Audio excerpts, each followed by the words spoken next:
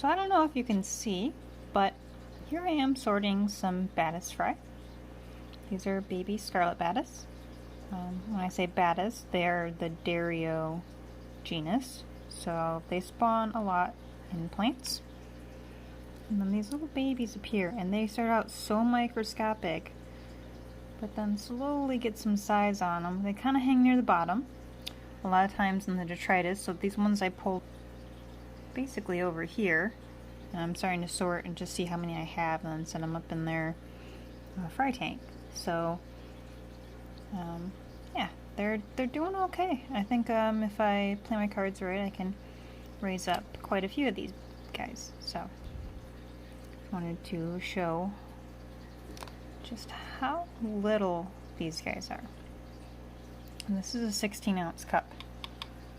There's a little pipette, and that one's actually a good size one right here. You can see slightly smaller ones kind of scooting around, even this one right here. There they go. So definitely need lots of small foods. I find that I don't even really have to like grow infusoria for these guys. If I have enough mold and like microorganisms living in the detritus and in the mosses and stuff, I've got some in here as well, they'll actually find plenty of food to chow on until they're big enough to eat beauty brine or microworms. So hello everyone, it's Fish Geek Girl, the real Fish Geek Girl, back with another video, but this time on a new channel. So this is going to be my channel going forward. My name is Heather. If you're not familiar with me, I previously started a YouTube channel called Fish Geek Girl, and that's where I sort of dipped my toes in the water and was trying to see where I could go with the channel and see how I could teach people about my experience with keeping fish. So I've been keeping fish. If you're new and you don't know who I am, I've been keeping fish for 17 years now, and so I'm about 30 years old, and that's most of my life, and I'm still young and I've got a lot more to do. And so I wanted to use this channel as a way to sort of explore some of my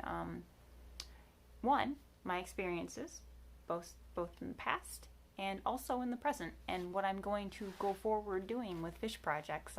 You may have remembered on my old channel, but I was working with agla, which are a really weird crustacean from South America. I'm happy to report I have baby agla now.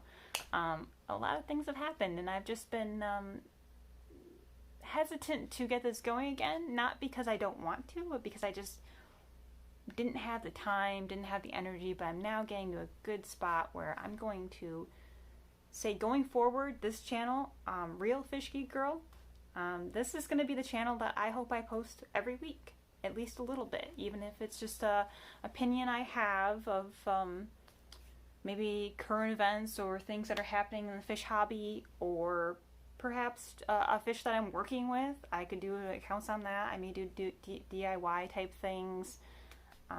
I may just go on rants about what I think about different parts of the fish keeping hobby and my opinion on things, from as diverse as what fish you should breed and why, or you know, maybe women in the hobby and that perspective. But I won't go too heavy. I mean, it's gonna be all over the place. This channel is something that I want to inspire, first and foremost, young people and just people everywhere to enjoy fish keeping. I want my passion to shine through this, and I want people to keep fish that maybe you haven't thought of keeping before. But I want to come from a place of genuine experience. I'm not going to go on Wikipedia. I'm not going to, rely heavily on Google to inform what I'm telling you. I'm going to rely on my own personal experiences and my own documentation. So maybe if you're tuning in from, my old channel, or if you found me again somehow, hi, thank you for finding me and continuing to listen. But you may recall that I described fish keeping as a scientific pursuit. And I feel that very strongly to this day. I still feel that way. I feel that I'm a mad scientist sometimes. Like, my fish room is where I get to do rogue biology. I get to do whatever I want.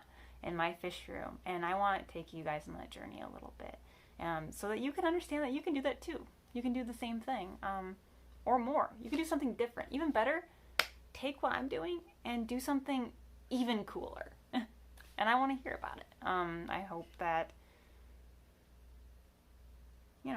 I hope that the hobby continues to grow in some capacity.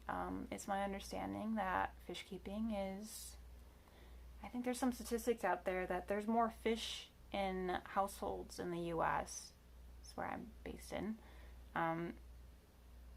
than dogs and cats, or really, honestly, any other pet. There's more fish across households, like commonly, than pretty much any other pet.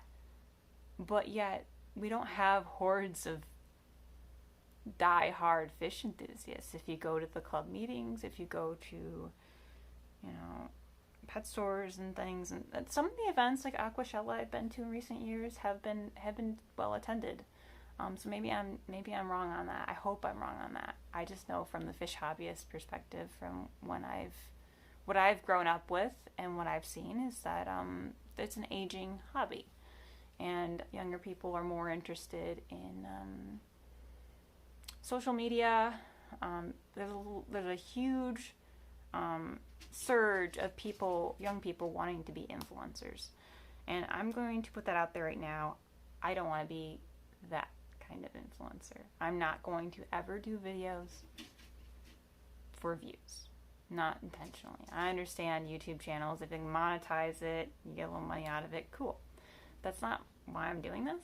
I'm doing it because I just think people should know more than what's being regurgitated online, by people who, quite frankly, don't have the experience. So if you want to come somewhere from someone who has experience and over a decade, almost 2 decades, and who's still, constantly hungry for learning more about the hobby and teaching people. I've given so many talks over the years. I actually went and gave one of my first ones on aquatic amphibians. So I definitely like to educate people about these subjects, but I want it to come from a place of experience. Recently, I think I did a rice fish video.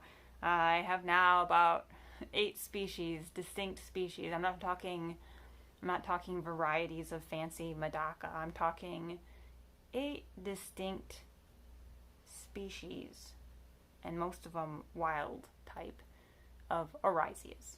So that's one of the things I've been playing around with. I go hard in some of these things. I have an idea, I run with it.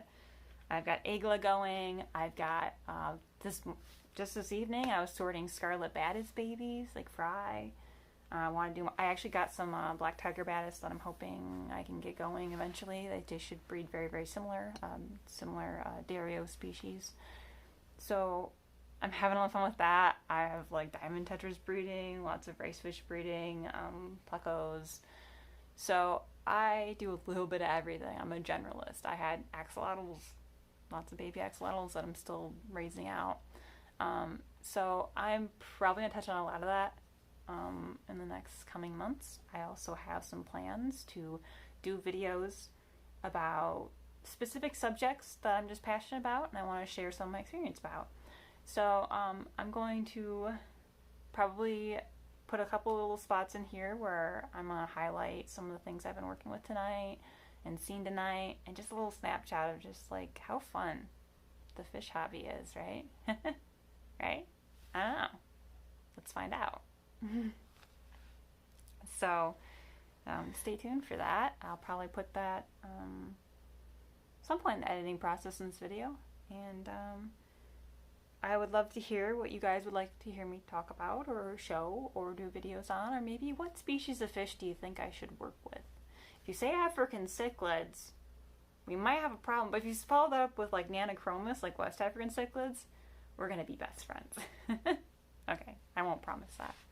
At the end of the day, this channel is about educating people. Like I said, I'm not trying to be an influencer. Not that kind of influencer. I do want to influence people, but I want it to come from a place of genuine. I just want my passion to rub off on people and inspire them, if that makes sense. But I'm not going to be spamming you with I'm not going to be like, try this, or this is the best filter for your. If I say that, it's because I believe that, not because someone paid me to say it. So I'm going to say that right now. I'd love this channel to grow. I'd love it to grow organically. But I may put a little bit of feelers out there this time, because I know the first time around I didn't. I just shared with my Facebook friends. I just shared with maybe a few people, if that, and I didn't plug it because I didn't know. I didn't know if it would go over well. And again, I'm not trying to be the person who has millions of followers. That's not my ambition here. I just want there to be a nugget of what I feel is good information on the fish hobby, that's well researched, or at least well experienced and lived through, and not something that I just copied and pasted and regurgitated because it sounded right on the internet. I will never do that. I may find stats online, or I may find like natural habitat data. Now, one thing I can't give you is like type locality and what. I have to Google the climate and what things are like, where those animals come from, because quite frankly, I haven't been all over the world. But I've brought a lot of that into my house. A little piece of other parts of the world are spawning in my dining room every night. You know, there's something really magical about that to me, and just being surrounded with life forms. And I think that's why I've enjoyed, to be honest, that's why I've enjoyed fish keeping for as long as I have, you know, because it never gets old, and there's always something interesting and new to keep and experience, and I consider that enriching. Talking about it, writing about it,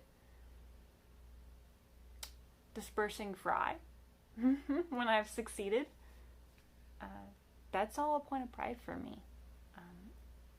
I know I'm going to be trying to raise up a lot of fish this summer.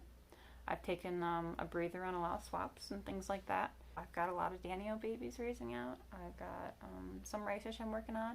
Needs a little more effort. I'm kind of rearranging the fish room right now and trying to get organized, but I'm ready to kick ass. And other thing is,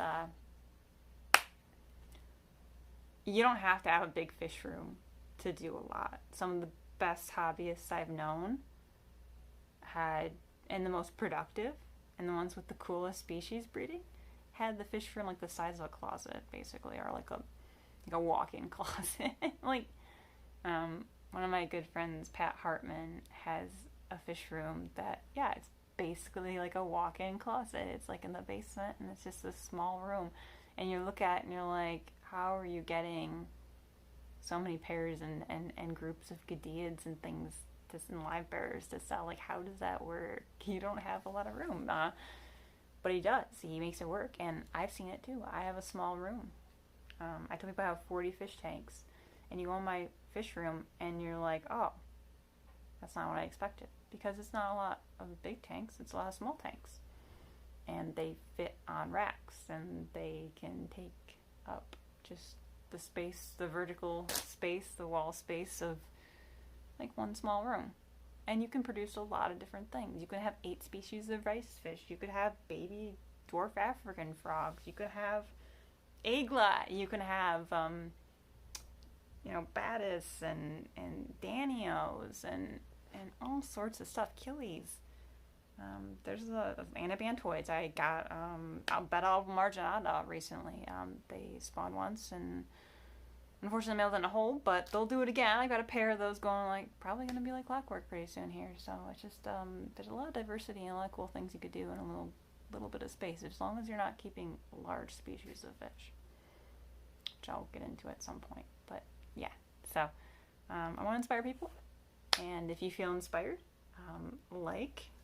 subscribe is the huge thing. If you can subscribe to this channel, and this channel, Real Fish Geek Girl, you can subscribe to the other channel, just no one's going to post on it anymore.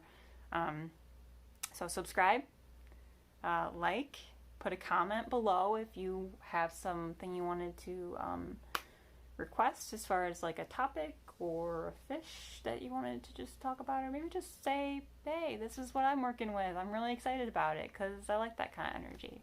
So, yeah, I will probably segue into a few videos about some of my fun fish activities on this evening. And we'll upload this video in the near future, probably, well, if you're seeing this, it's uploaded. So, like I said, I want to be more consistent. And that's something I'm promising myself and then whoever watches this, because consistency is important. I think it'll probably be every either Monday or Tuesday night I will post something. It's kind of my thought. Probably do a filming day over the weekend. So, yeah, I'm hoping to grow this. I think I had 300 subscribers on the old channel. I'd like to get past that eventually. But if I don't, that's fine too. Because at the end of the day, whoever's watching it, as long as they're finding meaning in it, that's good enough for me. But it would be nice to grow a little bit, because, you know, a little extra monetization for fish projects, always welcome. Just the exposure to do more talks.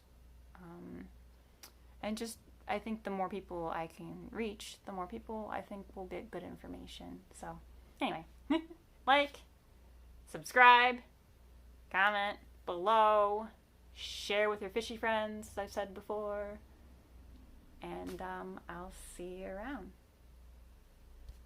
So, in case anyone's wondering, these are my diamond tetras.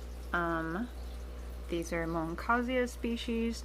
They're probably the easiest tetras I think I've ever bred, and actually the only one so far. I would love to do more, but these guys typically will go up in the floating plants and spawn like crazy. I have a little algae covered mat over there. It's like their hot spot for laying eggs. So the males have those nice long flowy fins, and it's hard to appreciate as juveniles, but when they mature they have this beautiful glitter on the side of them. They are just a very underrated, gorgeous tetra. The males get almost like a purplish veil looking effect on their fins. Females have the shorter fins and a little less color, but they still have the sparkle. And just a really attractive fish. I think I have 3 girls, 4 girls and 2 boys by the looks of it. So, not a bad group. Not a bad group. And I am watching them do a little mating dance.